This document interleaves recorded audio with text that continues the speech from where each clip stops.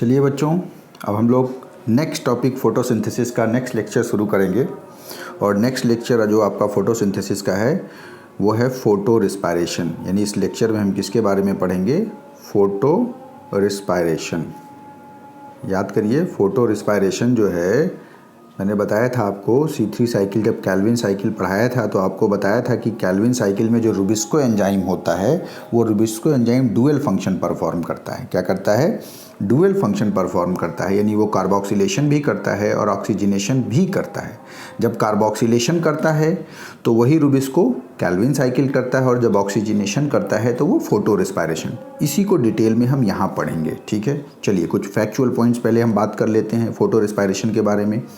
Photo respiration को हम C2 cycle भी कहते हैं। एक बार पूछा हुआ सवाल है ये। ठीक है, जितने पॉइंट्स मैं मेंशन कर रहा हूँ समझिए सारे किसी न किसी एग्जाम में पूछे गए हैं। तो इसे हम C2 साइकिल भी कहते हैं। जब भाई C3 साइकिल, C4 साइकिल, तो एक बार एग्जाम में पूछ लिया C2 साइकिल किसे कहते हैं। बच्चे परेशान हो गए भाई कि C3 पढ़े थे, C4 पढ़े थे, ये C2 साइकिल क्या है। तो C2 cycle actually photo respiration को ही हम कहते हैं, क्योंकि इसमें भी जो फर्स्ट स्टेबल कंपाउंड बनता है एक्चुअली वो 2-फॉस्फोग्लाइकोलेट बनता है। 2 कार्बन कंपाउंड, 2 कार्बन कंपाउंड है। ठीक है, फॉस्फोग्लाइकोलेट, 2-फॉस्फोग्लाइकोलेट। क्लियर है? तो इसलिए हम इसे C2 साइकिल भी कहते हैं। ठीक, चलिए ये तो एक बात हो गई। दूसरा कि इस प्रोसेस में आप देखिए क्या होता है, ऑक्सीजनेशन होता है। क्या होता है? ऑक्सीजनेशन। इसलिए हम इसे कहते हैं PCO साइकिल भी। आप देखिए कैल्विन साइकिल के लिए या डार्क रिएक्शन के लिए हमने क्या टर्म यूज़ किया था? PCR साइकिल, यानी फोटोसिंथेटिक कार्बन रिडक्शन साइकिल। यहाँ क्या हो रहा है? PCO मतलब फोटोसिंथेटिक कार्बन ऑक्सीजनेशन साइकिल।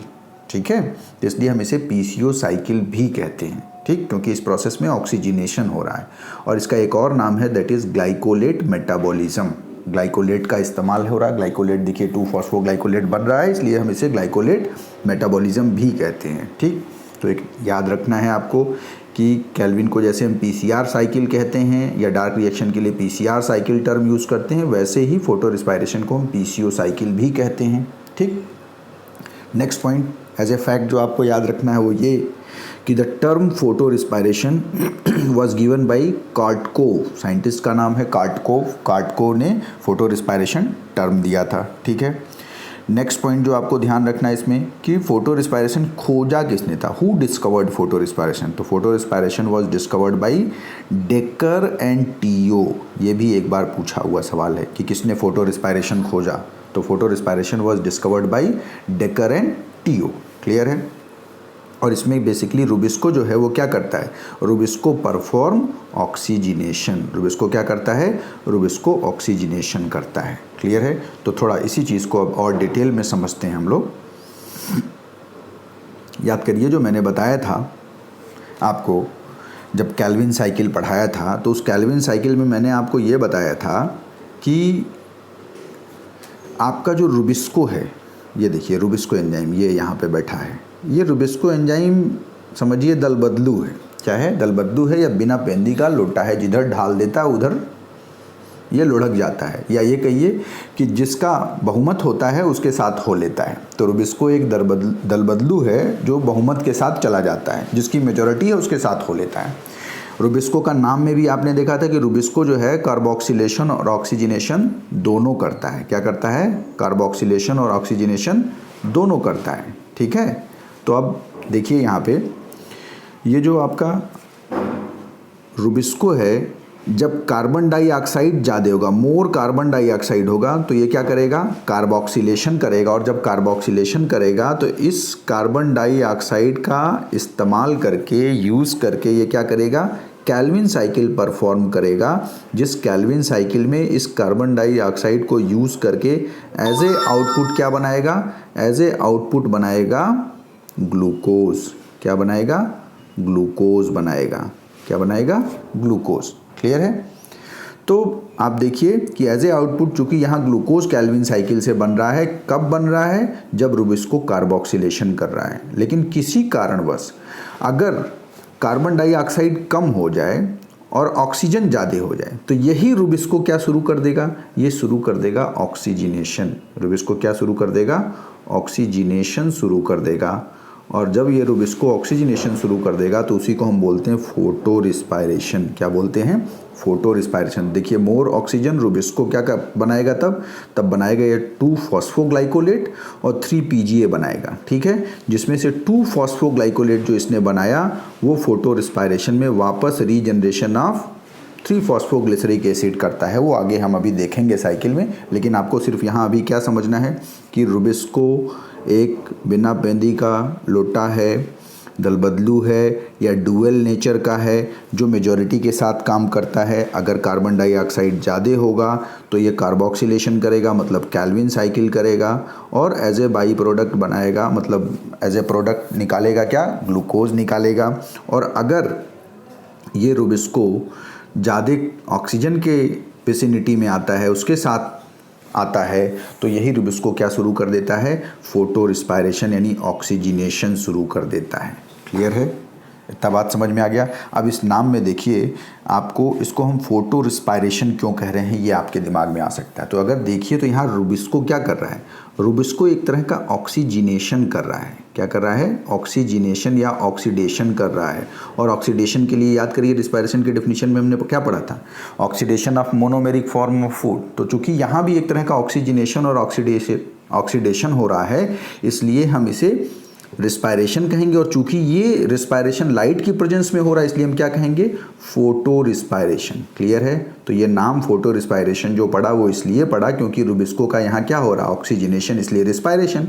और रुबिस्को ये ऑक्सीजनेशन लाइट की प्रेजेंस में कर रहा है, इसलिए हम इसे क्या कहेंगे, फोटो रिस्पायरेशन। या कहिए कि फोटोसिंथेसिस के दौरान हो रहा है ये respiration. Dark reaction C3 cycle से जुड़ा हुआ ये स्टेप है, हो रहा है, लाइट की प्रेजेंस में हो रहा है, तो इसलिए हम इसे क्या कहेंगे, फोटो रिस्पायरेशन। लेकिन फिर से जो डिफरेंस पूछता है कि भैया क्या रिस्पायरेशन जैसा ही एक्चुअली ये फोटो रिस्पायरेशन होता है, तो बिल्कुल नहीं। रिस्पायरेशन में आप देखिए मोनोमेरिक फॉर्म ऑफ फूड का जब ऑक्सीडेशन होता है तो ATP प्रोडक्शन होता है, energy in the form of ATP produce होती है कि नहीं होती है रिस्पायरेशन में। लेकिन फोटो रिस्पायरेशन में ATP प्रोड्यूस नहीं होता है, उल्टे खर्च हो जाता है। यानी फोटो रिस्पायरेशन सुनने में टर्म जरूर लग रहा है कि यहाँ कुछ एनर्जी निकलेगी, बल्कि ये एनर्जी निकलती नहीं है, ये उल्टा एनर्जी क्या करता है, एनर्जी ये कंज्यूम कर लेता है। क्या कर लेता है, एनर्जी कंज्यूम कर लेता है। इसीलिए फोटो रिस्पायरेशन के लिए हम एक टर्म यूज़ करते हैं, it is a wasteful process. इसीलिए हम इसे क्या कहते हैं, इसे हम वेस्टफुल प्रोसेस भी कहते हैं। क्लियर है? इतना बात समझ में आ गया होगा आपको। चलिए, तो फोटो रिस्पायरेशन क्या है, इसका एसेंस क्या है, किसने डिस्कवर किया था, ये आपने देख लिया। अब चलिए हम फोटो रिस्पायरेशन किन कंडीशंस में होता है उसकी बात कर लेते हैं। तो भाई photo respiration occurs in high oxygen concentration, इसमें कोई डाउट नहीं है। दूसरे लाइट कंडीशन भी ज़्यादा होनी चाहिए, हाई लाइट कंडीशन में होता है। हाई टेम्परेचर पे जनरली ये होता है photo respiration. High CO2 compensation point पे होता है, ठीक है। और सिर्फ एक चीज़ लो है, वो है लो CO2 कंसंट्रेशन। क्लियर है? तो इसमें देखिए सब आपको समझ में आ गया होगा, high oxygen concentration, high light condition, high temperature भी समझ में आ रहा है। एक नया टर्म जो यहाँ इस्तेमाल हुआ है CO2 कंपनसेशन पॉइंट, ये क्या है दिमाग में आ रहा होगा, ठीक है। तो इसको समझ लीजिए पहले, CO2 कंपनसेशन पॉइंट क्या है। CO2 compensation point is the amount of carbon dioxide और the concentration of carbon dioxide CO2 concentration in atmosphere. Atmosphere में कार्बन डाइऑक्साइड का वो कंसंट्रेशन जिस पे रेट और photosynthesis is equal to rate of respiration. यानी फोटोसिंथेसिस में जितना ऑक्सीजन निकल रहा है, सारा का सारा ऑक्सीजन रिस्पायरेशन में खर्च हो जा रहा है, सारा का सारा ऑक्सीजन रिस्पायरेशन में खर्च हो जा रहा है। यानी rate of photosynthesis is equal to rate of respiration. तो जिस CO2 कंसंट्रेशन पे ये होता है, rate of photosynthesis rate of respiration के बराबर होता है, उस कंसंट्रेशन को हम बोलते हैं CO2 कंपनसेशन पॉइंट। क्लियर है? तो what is CO2 compensation point?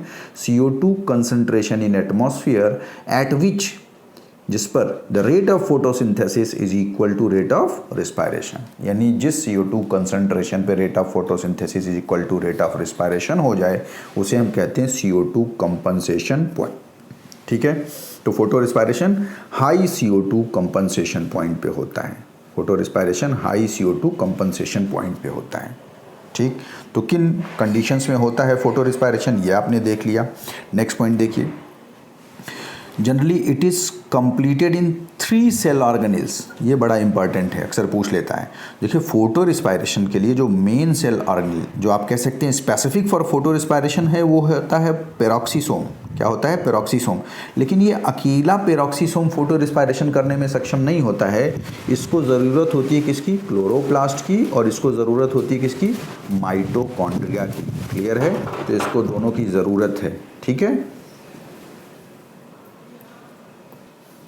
तो आपको एक बात समझ में आ गया होगा कि भाई फोटो रिस्पायरेशन जो है उसके लिए जो मेन सेल ऑर्गेनेल है वो पेरोक्सीसोम, लेकिन पेरोक्सीसोम अकेला फोटो रिस्पायरेशन करने में सक्षम नहीं होता है। तो peroxisome in combination with chloroplast and mitochondria perform photorespiration, यानी फोटो रिस्पायरेशन का कुछ स्टेप क्लोरोप्लास्ट में होता है, कुछ स्टेप पेरोक्सीसोम में होता है और कुछ स्टेप माइटोकॉन्ड्रिया में होता है। क्लियर है? और ये तीनों ही सेल ऑर्गेनेल्स क्लोरोप्लास्ट, पेरोक्सीसोम और माइटोकॉन्ड्रिया एक दूसरे से प्लाज्मोडेस्मेटल कनेक्शन से जुड़े होते हैं। किससे जुड़े होते हैं?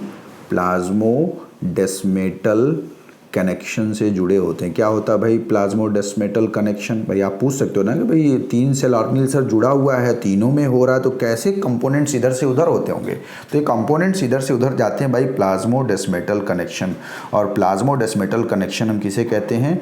2 सेल के बीच, जैसे मान लीजिए 2 सेल है या 2 सेल ऑर्गेनेल है मान लीजिए, तो उनके बीच जो ये प्रोटोप्लाज्मिक कनेक्शन ऐसे ब्रिज जो बन जाता है उसे हम बोलते हैं प्लाज्मोडेस्मेटा। ठीक है, तो इस तरह के प्रोटोप्लाज्मिक कनेक्शन को प्लाज्मोडेस्मेटा बोलते हैं।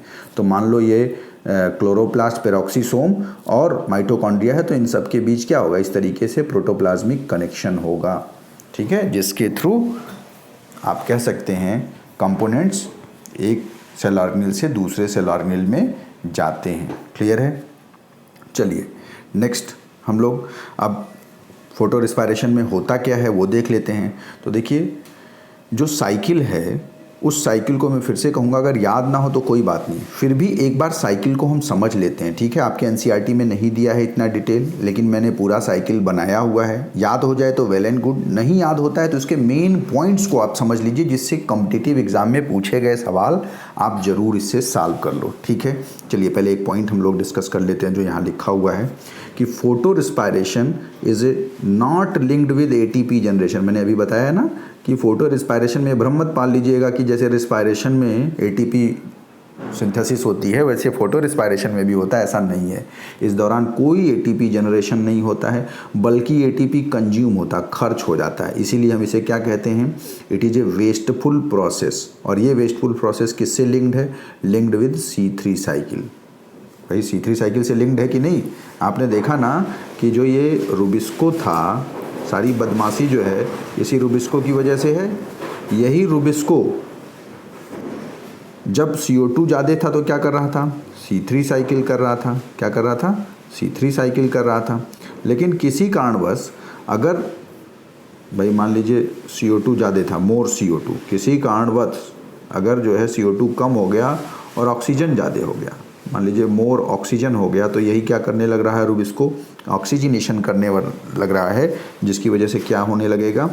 फोटो रिस्पायरेशन होगा। ठीक है, तो यहाँ आप देखिए एक बात समझ में आ रही होगी आपको कि अगर C3 साइकिल होगा तो फोटो रिस्पायरेशन नहीं होगा। ठीक है, और अगर फोटो रिस्पायरेशन हो रहा है इसका मतलब C3 साइकिल रुका हुआ है, क्योंकि वही रुबिस्को अगर जब फोटो रिस्पायरेशन कर रहा है तो उस समय C3 थोड़ी ना करेगा। भाई अगर ज़्यादा कार्बन डाइऑक्साइड होता तो करता ही ना फोटो रिस्पायरेशन। इसका मतलब कि ये फोटो रिस्पायरेशन किससे लिंक्ड है? इसी C3 साइकिल से लिंक्ड है। जब C3 साइकिल नहीं होगा, जब CO2 ज़्यादा नहीं होगा, C3 साइकिल नहीं होगा, तो वही रुबिस्को क्या करने लगता है? फोटो रिस्पायरेशन करने लगता है। क्लियर है? इतना बात समझ में आ गया? चलिए क्यों करता है, उसकी मजबूरी जो है पौधे की वो भी हम समझेंगे, इसके बाद समझेंगे। पहले हम लोग इस साइकिल को समझ लेते हैं। तो इस साइकिल के लिए देखिए तीनों सेल ऑर्गेनेल्स क्लोरोप्लास्ट, पेरोक्सीसोम और माइटोकॉन्ड्रिया। सबसे पहले क्लोरोप्लास्ट में क्या होता है चेंजेस वो देख लेते हैं हम लोग। तो सबसे पहले आप क्लोरोप्लास्ट बना लीजिए। ठीक, क्लोरोप्लास्ट में आप शुरू करिए, RUBP से आप शुरू करिए। ठीक है, RUBP जो है ये सबसे पहले RUBP, याद करिए रूबिस्को, यहाँ भी रूबिस्को भी लिख लीजिएगा। इस रूबिस्को एंजाइम की प्रेजेंस में ये जो RUBP है ये कन्वर्ट हो जाता है 2-फॉस्फोग्लाइकोलेट और 3-PGA में कन्वर्ट हो जाता है। 2-फॉस्फोग्लाइकोलेट और 3-PGA में कन्वर्ट हो जाता है, ठीक है।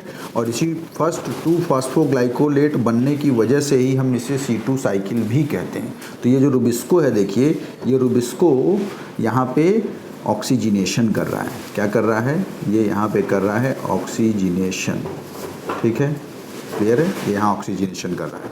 तो सबसे पहले स्टेप में क्या हो गया आपका, RUBP रूबिस्को एंजाइम की प्रोसेस में 2-फॉस्फोग्लाइकोलेट और 3-PGA में कन्वर्ट हो गया, ठीक।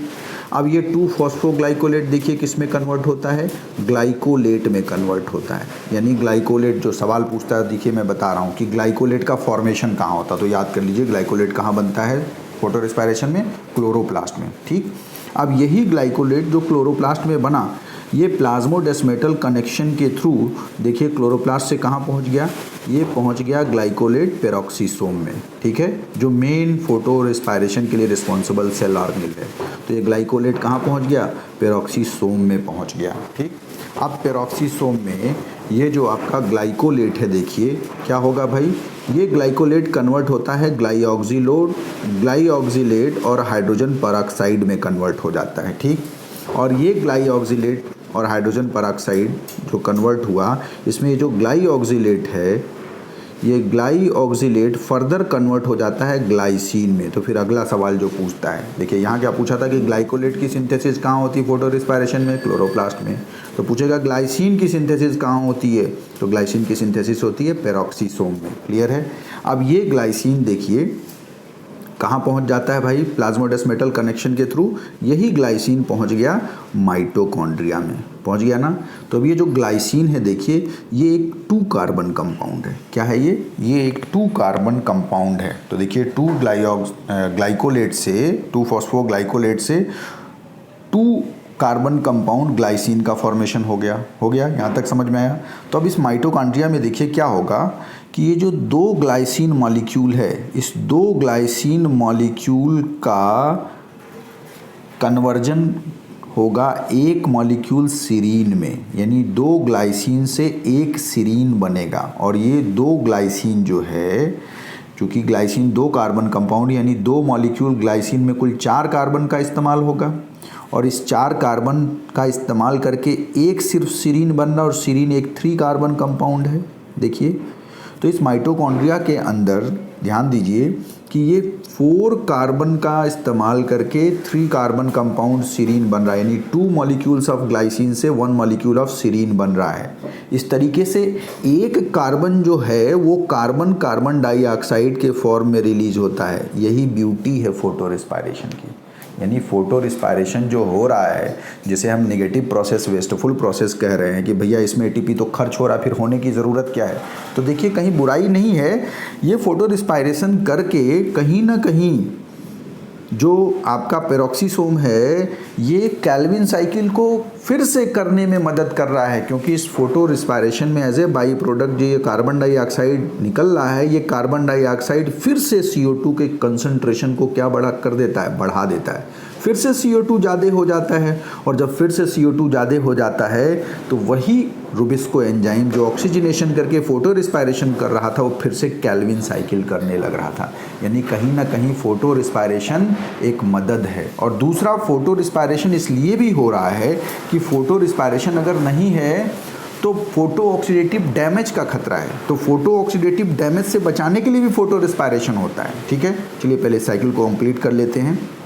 तो इस तरीके से अगला सवाल जो पूछेगा कि भाई सीरीन का फॉर्मेशन कहाँ होता है, देखिए ग्लाइसिन का फॉर्मेशन पेरोक्सीसोम, ठीक। तो सीरीन का फॉर्मेशन पूछेगा कहाँ, तो आपको याद होना चाहिए माइटोकॉन्ड्रिया में, क्लियर है।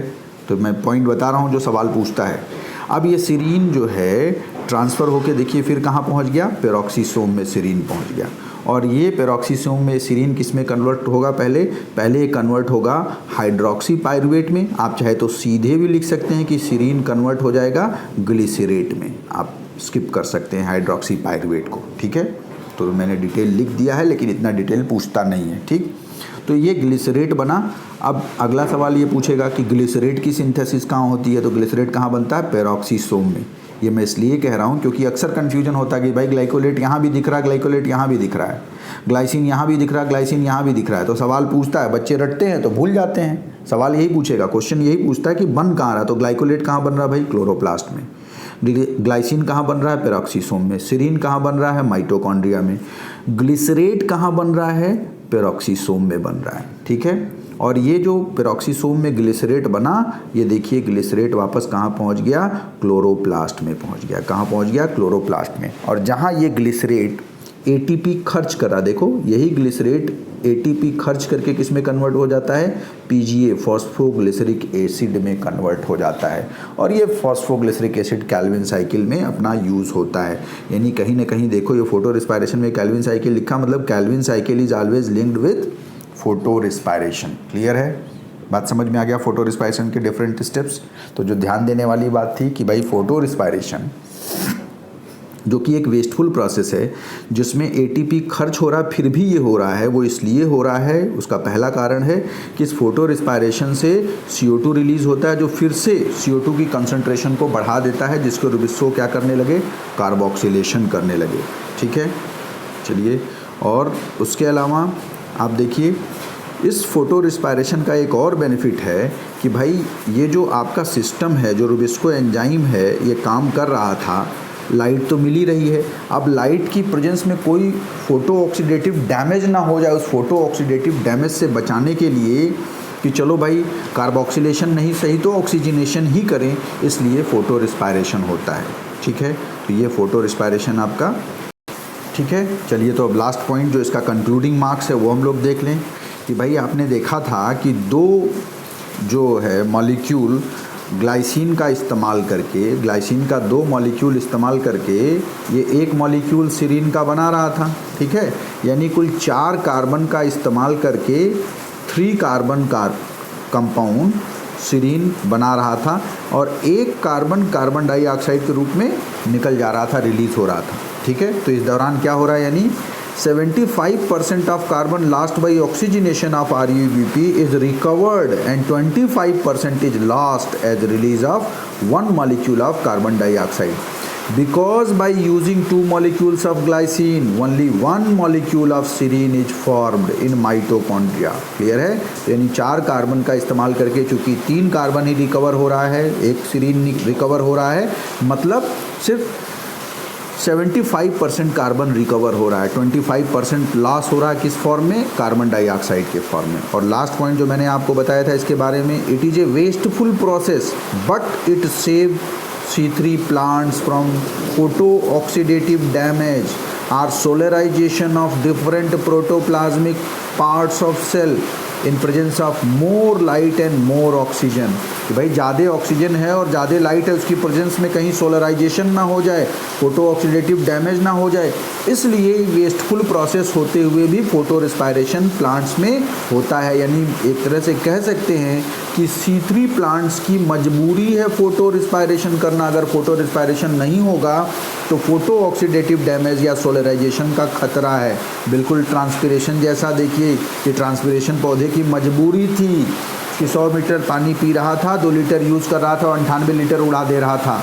एसेंट ऑफ सैप में मदद कर रहा था ट्रांसपिरेशन, वैसे ही फोटो रिस्पायरेशन C3 प्लांट की मजबूरी है, क्योंकि C3 प्लांट्स को ये सोलराइजेशन या फोटो ऑक्सीडेटिव डैमेज से बचाता है।